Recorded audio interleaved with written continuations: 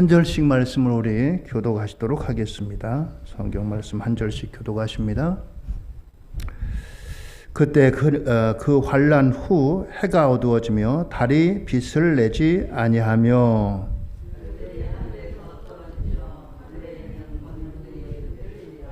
그때 인자가 구름을 타고 큰 권능과 영광으로 오는 것을 사람들이 보리라.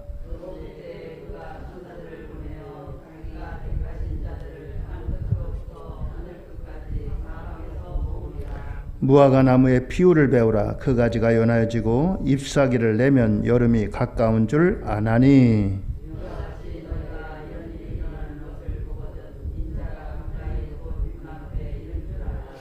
내가 진실로 너에게 말하노니 이 세대가 지나가기 전에 이 일이 다 일어나리라. 그러나 그날과 그때는 아무도 모르나니 하늘에 있는 천사들도 아들도 모르고 아버지만 아시느니라. 가령 사람이 집을 떠나 타국으로 갈 때 그 종들에게 권한을 주어 각각 사물을 맡기며 문지기에게 깨어 있으라 명함과 같으니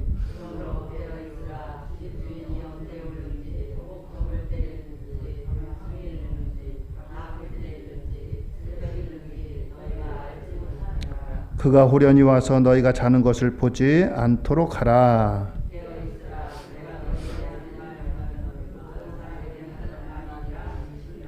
아멘. 할렐루야. 오늘도 하나님의 은혜와 축복이 우리 성도들 모두에게 함께 하시기를 주의 이름으로 축원드립니다. 오늘은 사중복음 중에 네 번째 복음입니다. 같이 한번 따라해 보실까요? 중생, 성결, 신유, 재림. 다시 한번요. 중생, 성결, 신유, 재림. 예, 이 네 가지 중에 네 번째 복음 재림에 대한 말씀입니다. 재림에 대해서 우리 기독교 대한성결교회 헌법에는 이렇게 말하고 있습니다. 구약 성경의 예언의 중심이 그리스도의 수육 탄생이라면 신약 성경의 중심은 그리스도의 재림이라 할 수 있나니 우리는 공중 재림과 지상 재림을 믿는다. 요한계시록은 재림을 전적으로 계시한 성경이므로 마지막에 내가 속히 오리라 한 말씀이 3번이나 거듭 기록되었다. 재림은 신앙생활의 요소이며 소망이며 경성이 된다. 이렇게 우리 기독교 대한성결교회 헌법에 재림에 대해서 이렇게 말씀하고 있습니다. 성경에 재림이라고 하는 구체적이고 직접적인 용어는 사용되지 않습니다. 그런데 성경에 내가 다시 오리라, 반드시 오겠다, 이런 말씀들을 한마디로 해서 재림이라고 이렇게 용어를 정의한 것입니다. 또 다른 말로 초림이라고 하는 말도 없습니다. 초림은 뭐냐? 예수님이 첫 번째 오신 것, 베들레헴의 말구간에서 태어나신 것을, 처음 오신 것을 초림이라고 부릅니다. 예수님이 이제 십자가에 달려 돌아가시고 사흘 만에 부활하시고 40일 동안 이 땅에 계셨다가 하늘로 승천하시면서 제자들에게 내가 다시 오리라 이렇게 말씀하셨는데 이게 재림이라고 하는 용어로 사용된 겁니다. 그러니까 성경에 초림, 재림이라고 하는 말은 없지만 그 여러 가지 표현들은 많이 등장을 합니다. 구약 성경에는 예수님, 메시아가 오실 것이다. 예수라고 하는 이름은 안 들어가 있지만 이제 메시아, 구원자, 구세주가 오실 것이다 라고 하는 말씀이 여러 곳에 이제 예언되어 있습니다. 물론 예수님의 재림도 가끔 가다가 이제 예언된 것이 있지만 집중적으로 예수님이 다시 오신다라고 하는 말씀이 기록된 것은 신약 성경입니다. 신약 성경은 구약 성경에 비해서 부피가 짧고 작지만 무려 300회 가까이 이 예수님이 다시 오신다라고 하는 재림의 말씀이 기록되어져 있는 것입니다. 그래서 성경을 읽을 때마다 우리가 예수님의 재림이 많이 언급된 것을 볼 수 있다라고 하는 것입니다. 오늘 이처럼 예수님의 재림, 이것은 분명한 성경의 약속으로 예수님도 직접 우리에게 약속하셨고 사도 바울이라든가 여러 서신서에도 이와 같은 것들이 약속되어져 있습니다. 사도행전 1장 11절입니다. 예수님이 직접 이제 승천하실 때 천사들을 통해서 하신 말씀입니다. 사도행전 1장 11절입니다. 이르되 갈릴리 사람들아 어찌하여 서서 하늘을 쳐다보느냐? 너희 가운데 하늘로 올려지신 이 예수는 하늘로 가심을 본 그대로 오시리라 하였느니라. 천사들을 통해서 말씀하십니다. 그리고 또한 야고보서 5장 7절로 8절입니다. 그러므로 형제들아 주께서 강림하시기까지 길이 참으라. 보라 농부가 땅에서 나는 귀한 열매를 바라고 길이 참아 이른 비와 늦은 비를 기다리나니 너희도 길이 참고 마음을 굳건하게 하라. 주의 강림이 가까우니라. 이렇게 말씀하고 있습니다. 그런가 하면은 성경의 마지막인 요한계시록 22장 20절에도 이렇게 말씀합니다. 이것들을 증언하시니가 이르시되 내가 진실로 속히 오리라 하시거늘 아멘. 주 예수여 오시옵소서. 이렇게 복음서나 또는 역사서나 또는 이제 편지 같은 서신서나 그리고 또 이제 예언서인 요한계시록 이와 같이 여러 곳에서 예수님에 대해서 이와 같이 오실 것을 말씀합니다. 오늘 본문에도 마가복음 13장 26절입니다. 그때 인자가 구름을 타고 큰 권능과 영광으로 오는 것을 사람들이 보리라. 이와 같이 말씀하고 있습니다. 자, 이런 약속의 말씀들을 근거해서 오늘 재림에 대한 몇 가지를 살펴보려고 합니다. 자, 재림은 먼저 재림의 확실성입니다. 재림이 정말 분명하냐 하는 것입니다. 이것은 예수님께서 친히 말씀하셨고 공회 앞에서 선언하셨습니다. 제자들에게도 약속하셨습니다. 천사가 증명하였습니다. 또한 성령의 감동으로 기록을 하였습니다. 주님께서 다시 오신다는 약속으로 우리에게는 기대와 환희와 기쁨과 위로와 소망 이와 같은 것들을 안겨주십니다. 믿는 성도들에게는 기대가 되고 환희가 되고 기쁨이 되고 위로가 되고 소망이 된다라고 하는 말씀입니다. 자, 그러면 우리가 재림 때에 일어나는 현상, 재림할 때 일어나는 현상, 어떤 때에 재림이 일어나겠느냐? 오늘 24절로 25절입니다.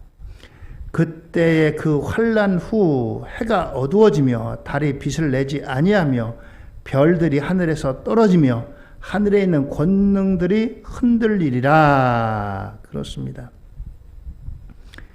예수님의 재림 전에 자연 이상기후가 일어납니다. 복음이 세계로 다 전파됩니다. 땅끝까지 이르러 복음이 전파돼야 그때 예수님 오신다라고 했는데 땅끝이 어디겠어요? 예루살렘에서 시작됐습니다. 예루살렘과 유대와 사마리아와 땅끝까지 이르러 내 증인이 되라 라고 했는데 땅끝이라고 하면 예루살렘에서 시작하기 때문에 예루살렘으로 들어가는 것이 땅끝입니다. 근데 이 예루살렘에도 복음이 들어가서 적지 않은 사람들이 이 예수님을 믿는 사람들이 조금씩 생겨나고 있다는 겁니다. 유대인들은 지금도 유대교를 믿고 있어요. 구약 성경에 머물러 있습니다. 구약 성경에 머물러 있기 때문에 그들은 예수님이 메시아로 오신 것을 인정하지 않고 예수님을 그냥 선지자 중에 하나 정도로다 그렇게 인정을 하고 생각을 합니다. 그래서 그들은 아직도 메시아여 오시옵소서, 구세주여 오시옵소서 이렇게 기도하고 있어요. 여러분들 가끔 가다가 텔레비전에서 통곡의 벽이라고 하는 곳에 유대인들이 가서 기도하는 모습을 혹시 보셨는지 모르겠어요. 통곡의 벽이라고 하는 예루살렘에 남아있는 벽 한쪽이 있는데 거기에 가서 유대인들이 기도를 합니다. 그러면서 거기다 기도문을 써가지고 그 기도문을 이제 벽돌 사이에다 집어넣습니다. 그래가지고 그곳에 가서 기도하는 거예요. 메시아여 오시옵소서, 구세주여 오시옵소서, 우리를 구원해 주시옵소서. 이렇게 그들은 아직도 예수님을 믿지 않는데 복음이 들어가면서 조금씩 이제 유대인들 중에도 예수님을 믿는 그런 사람들이 차츰 생겨난다는 거예요. 그렇습니다. 자, 이와 같이 재림 때에 이런 일이 있겠다고 했어요. 우주의 질서가 흔들리고 무너진다는 것입니다. 여러분들 지금 우리가 가만히 있는 것 같아도 이 지구라든가 모든 태양계라든가 우주의 모든 질서들이 일정하게 움직입니다. 만유인력 같은 것들이 작용을 하고 그래가지고 우리가 여기서도 떨어지지 않는 거예요. 그런데 그때가 되면 이런 질서들이 무너진다는 거예요. 이상현상이 일어납니다. 그것이 재림 때에 일어나는 현상이라는 거예요. 태양이나 달이나 별들이 제 위치를 벗어나고 또 이와 같은 일들 때문에 상상할 수 없는 큰 변동이 일어난 때다라고 하는 것입니다. 자, 그러면 예수님이 어떻게 재림하십니까? 마가복음 13장 26절입니다. 그때 인자가 구름을 타고 큰 권능과 영광으로 오는 것을 사람들이 보리라. 초림할 때는 처음으로 오실 때는 초라한 마구간으로 오셨어요. 예수님이 오신 것을 지극히 적은 사람들만 알았습니다.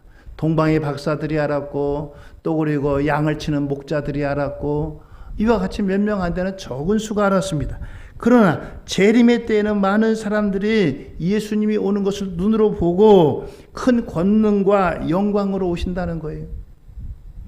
이와 같이 예수님은 이러한 영광 중에 모든 사람이 보는 가운데 공개적으로 그리고 권능으로 이렇게 임하시겠다라고 하는 것입니다. 그러면 오시는 이 예수님이 재림하실 때 무슨 일을 하시느냐? 13장 27절입니다. 또 그때 그가 천사들을 보내어 자기가 택하신 자들을 땅 끝으로부터 하늘 끝까지 사방에서 모으리라. 오시기 전에 천사들을 보내가지고 천사들이 택하신 자들을 불러 모은대요. 저 땅 끝에서 하늘 끝까지 사방에서 이와 같이 택한 자들을 한자리에 모으겠다라고 하는 것입니다. 모아서 어떻게 해요? 충성스러운 종들이 수고한 수고의 눈물을 닦아주십니다. 또한 주님은 헌신한 성도들에게 상급을 주십니다. 그래서 예수님의 재림은 믿는 성도들에겐 복 있는 날이고 축복의 날이고 영광의 날이고 기쁨의 날이고 환희의 날이지만 그렇지 않은 사람들에게는 영벌의 날이 될 것이다 라고 하는 겁니다. 요한계시록 20장 12절로 13절입니다. 또 내가 보니 죽은 자들이 큰 자나 작은 자나 그 보좌 앞에 서 있는데 책들이 펴 있고 또 다른 책이 펴져 있으니 곧 생명책이라. 죽은 자들이 자기 행위를 따라 책들에 기록된 대로 심판을 받으니 바다가 그 가운데 죽은 자들을 내주고 또 사망과 음보도 그 가운데 죽은 자들을 내주매 각 사람이 자기의 행위대로 심판을 받고 라고 했습니다. 자기가 행한 대로 심판을 받는다. 그래서 이와 같이 믿지 않는 자들에게는 이와 같은 심판의 자리가 예수님 재림의 때에 있게 된다라고 하는 것입니다. 자, 그러면 두 번째로 우리가 이러한 재림을 기다리는 성도로서 어떤 자세를 가져야 되느냐? 첫째는 징조를 통해 배우고 알아야 된다라고 하는 것입니다. 13장 28절로 29절입니다. 무화과 나무의 비유를 배우라. 그 가지가 연하여지고 잎사귀를 내면 여름이 가까운 줄 아나니 이와 같이 너희가 이런 일이 일어나는 것을 보거든 인자가 가까이 곧 문 앞에 이른 줄 알라. 우리도 여름 과일이 있잖아요. 요즘이야 뭐 이제 비닐 하우스 같은 데서 재배해가지고 사시사철 나오기도 하고 세계절보다 일찍 나오지만 원래 수박 같은 것은 여름 과일 아니겠어요? 여름 수박이 나오면 여름이 됐구나 이것을 알잖아요. 무화과나무 잎사귀도 그렇습니다. 이것도 여름이 되면 이제 잎사귀를 냅니다. 그래서 이 유대인들은 무화과나무의 잎사귀가 퍼렇게 되면 이제 곧 여름이 되는구나 이런 것들을 안다는 거예요. 그것처럼 이제 주님이 가까이 오실 때에 여러 가지 징조를 통해서 그것을 보면 예수님이 다시 재림할 때가 가까웠구나 이것을 알라, 배우라, 깨달아라 라고 말씀하시는 겁니다. 그렇습니다. 재림을 아는 이제 재림을 알고 믿는 성도와 그렇지 않은 사람 사이에는 사이가 있습니다. 재림을 알고 재림을 믿는 성도는 이 땅에서 때로는 힘들고 어려운 일이 있어도 이것을 인내하고 참고 기다리고 이기고 나아갑니다. 예수님 오신 날이 가까웠는데, 예수님 오실 때가 됐는데, 그러나 이것을 알지 못하는 사람들은 어렵고 힘든 조그마한 일이 있어도 쉽게 넘어지고 또 이것에 좌절합니다. 오늘 이와 같이 이제 재림을 우리가 확실히 믿고 이것을 알고 있는 성도들은 이 땅에서의 삶이 비록 힘들고 어렵고 괴로워도 이 힘들고 어렵고 괴로운 것들을 이겨내고 우리가 인내하며 소망하며 살아갈 수가 있습니다. 그러나 이것을 알지 못하면 우리는 여러 가지로 낙심하고 실망하고 넘어지고 우리는 이런 일을 당할 수가 있습니다. 그렇기 때문에 이런 일을 통해서 무화과나무의 비유를 배우라고 하는 거예요. 오늘 우리에게 이와 같은 재림을 확실히 알고 재림을 통해서 배우고 재림을 통해서 우리가 인내하고 우리가 그날을 소망하며 살라고 하는 것입니다. 일제시대 때 얼마나 힘들고 얼마나 어려웠어요. 우리나라에 나오는 곡식들을 다 일본이 공출해 갑니다. 먹을 것이 없어가지고 나무 껍데기 베어서 그것 때문에 허기를 지고 그렇게 힘들게 살아왔는데 우리 성결교회 사중복음 가운데 하나가 재림이라고 했잖아요. 재림의 소망을 선포합니다. 재림의 소망을 선포하면서 성도들에게 주님 다시 오십니다. 여러분들 인내하시고 이기세요. 주님 다시 오시면 여러분들의 눈물을 닦아줍니다. 우리의 어려움들을 다 이제 이겨내게 해주십니다. 그리고 일본의 왕도 주님 앞에서 반드시 심판대 서게 됩니다. 이렇게 설교하니까 일본 제국주의자들이 듣고서 우리 왕도 우리 이제 천황도 심판을 받는다고? 안 되겠어 이놈들. 나다. 해가지고 성결교회가 폐쇄를 했어요. 1943년도에 해방 2해를 앞두고서 그렇습니다. 이와 같이 재림은 사람들에게 어렵고 힘든 우리의 현실을 이기게 하는 소망의 말씀이기도 한 것입니다. 그래서 우리가 이제 재림을 바로 알고 살아가야 돼요. 두 번째는 유혹에 주의하고 살아야 된다라고 하는 것입니다. 자, 오늘 30절로 33절의 말씀입니다. 내가 진실로 너에게 말하노니 이 세대가 지나가기 전에 이 일이 다 일어나리라. 천지는 없어지겠으나 내 말은 없어지지 아니하리라. 그러나 그날과 그때는 아무도 모르나니 하늘에 있는 천사들도 아들도 모르고 아버지만 아시느니라. 주의하라, 깨어있으라. 그때가 언제인지 알지 못함이라. 그렇습니다.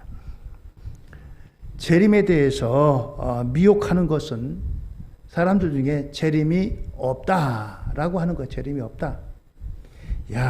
재림이 어디 있어? 예수님 이제 이 땅에 오셨다가 가신 지 2000년이 다 됐는데 예수님 오신다고 한 게 지금 2000년도 넘어서 재림이 없어. 어제하고 오늘이 똑같잖아.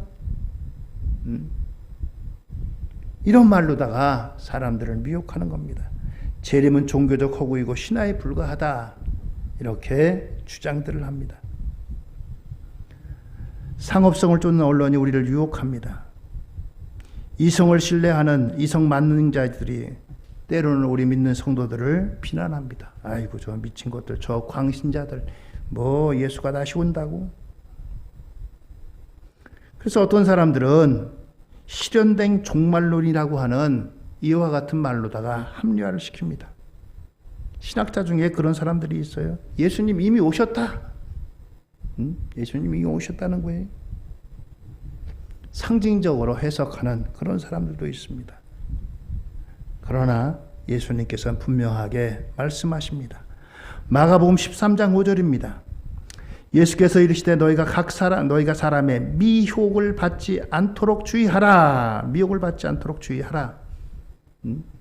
이런저런 말로 사람들에게 진정한 재림에 대한 주님의 약속을 이제 흐리는 이런 사람들을 주의하라라고 하는 것입니다.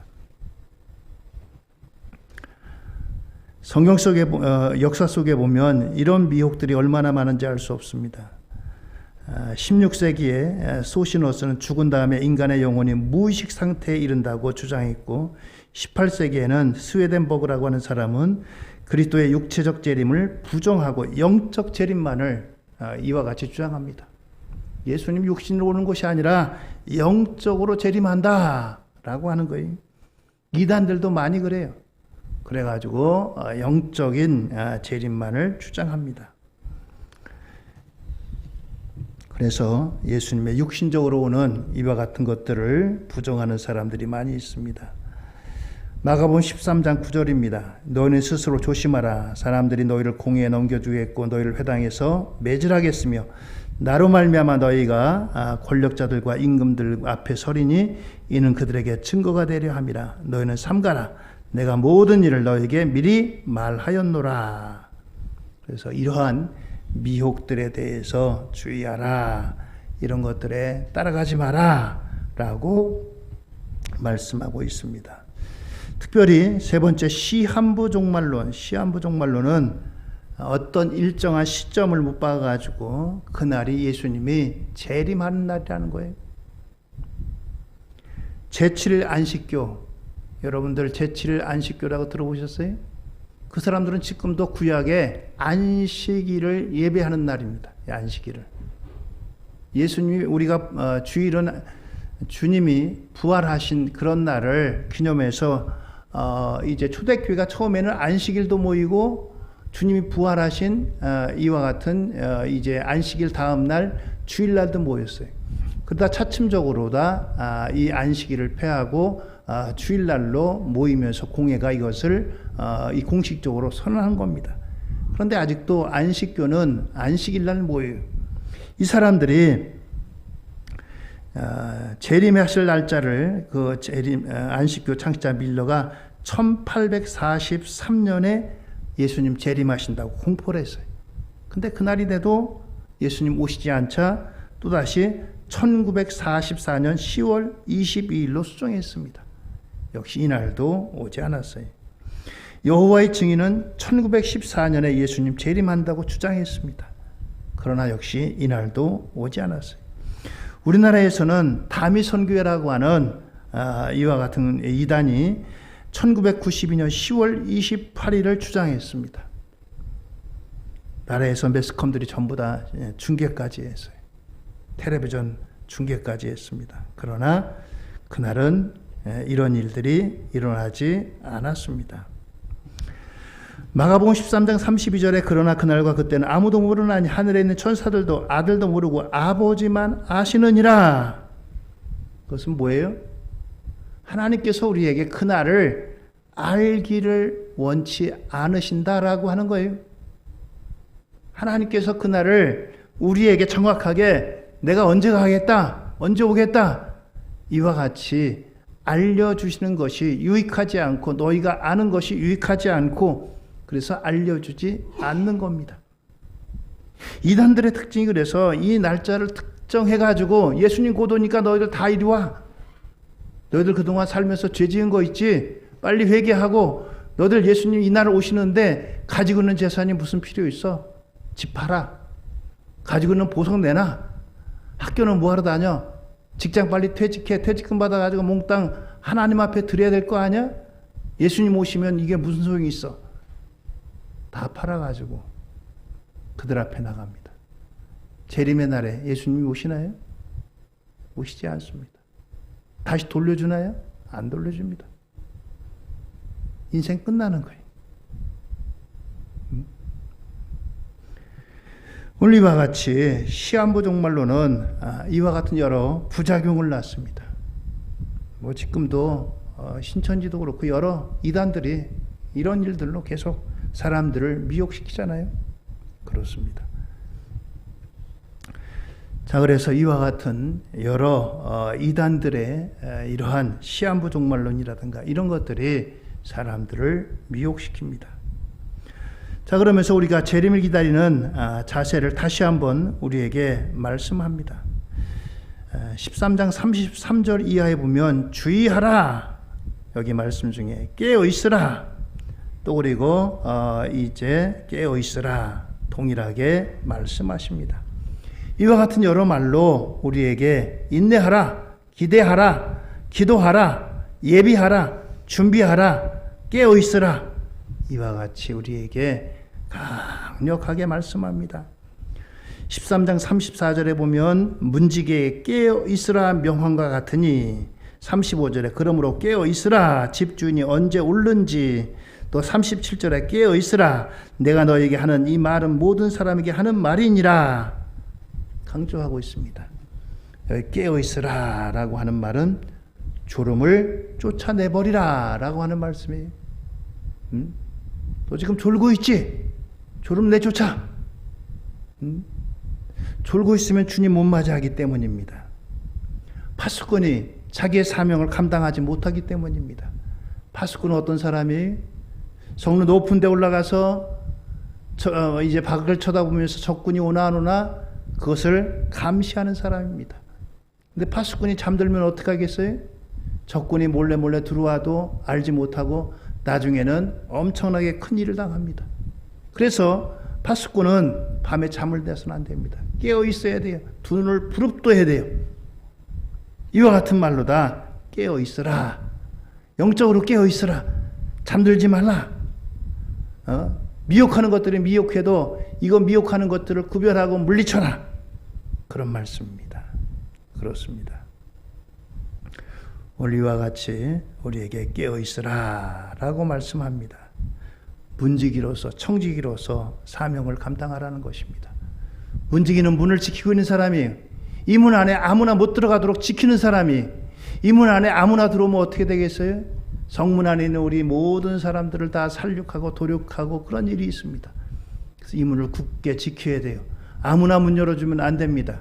구별해서 이 사람 문을 열어줘야 될지 안 열어줘야 될지 잘 구별해야 됩니다. 오늘 저와 여러분들이 바로 문지기의 사명이 있다는 거예요. 또 하나는 청지기의 사명입니다. 청지기는 주인으로부터 이 모든 것들을 위임받아 가지고 관리하는 사람입니다. 문지기로서 청지기로서 사명을 감당하라 라고 하는 겁니다. 오늘 우리가 찬송 175장 부를 때 보면은 열 처녀가 있다 그랬어요. 신랑 대신 예수께서 다시 오실 때 신랑을 맞이하기 위해서 신부들이 단장하고 준비하고 있습니다. 유대 나라의 결혼식은 밤중에 열립니다. 밤중에 열리는데 신랑이 언제 올지 예고하지 않고 옵니다. 그래서 신부들은 대기하고 있어야 돼요. 대기하고 있는데 뭘 준비하느냐 하면은 이제 등불 준비하고 등불에다가 기름을 준비해야 돼요. 그래서 신랑이다 그러면 등불에다 불을 켜가지고 신랑을 맞으러 나가야 됩니다. 그런데 10명의 처녀들이 전부 다 신랑을 기다린다고 했어요. 10명의 처녀는 우리 믿는 모든 성도들을 말합니다. 그런데 10명의 처녀들이 기다렸지만 정작 신랑이 온다고 하니까 그때 가서야 이제 기름을 찾으러 기름을 구하러 다니는 사람들이 있습니다. 기다리느라고 기름이 다 소진됐어요. 또 그리고 기름이 많은 줄 알았는데 기름이 적었습니다. 기름이 있어야지 등불에 불을 켤 거 아니겠어요? 다섯 처녀들은 가지고 있던 등불에다가 등불을 붙여가지고 신랑을 맞으러 나갔지만 5명 그때 가서야 이 기름을 찾으러 여기저기 다녔지만 기름을 구할 수가 없어서 신랑을 맞이하지 못했고 혼인예식에 참여하지 못했다라고 했습니다. 그렇습니다. 이 땅에 있는 동안 저와 여러분들이 성령으로 충만해서 믿음으로 충만하고 인내함으로 충만해서 재림의 신앙으로 충만해서 주님 오실 그날에 주님이 오신다고 하면 얼른 나가서 맞이할 수 있는 귀하고 복된 역사가 저와 여러분들 우리 모두에게 임하기를 주의 이름으로 축원을 드립니다. 이것이 오늘 재림의 약속입니다. 주님의 약속은 1.1획도 변함이 없다고 했어요. 악한 마귀 사탄은 우리에게 재림의 신앙을 자꾸 합리화시키고 또 여러 가지 말로 미혹시킵니다. 야, 어제나 오늘이 똑같은데 무슨 재림이 있어? 하늘에 무슨 징조가 일어나? 하늘은 그냥 그대로야. 재림은 그냥 신화야. 그러나 오늘 주님께서는 우리에게 분명하게 약속하십니다. 재림은 지상 최대의 약속이고 이루어지지 않은 한 가지 마지막 약속인 것입니다. 신구약 성경에 하나님의 약속의 말씀이 다 성취됐지만 아직 이루어지지 않는, 그러나 분명하게 하나님의 약속의 말씀이 성취될 그와 같은 약속의 말씀이요, 우리에게는 축복의 약속인 것입니다. 그렇기 때문에 저와 여러분들 이 주님의 재림을 굳게 믿고 우리가 인내하며 영광스러운 모습으로 주님 오실 때에 주님의 기쁨이 되고 영광이 되고 상급과 면류관 받는 우리 모두가 되기를 예수님의 이름으로 축원드립니다. 할렐루야.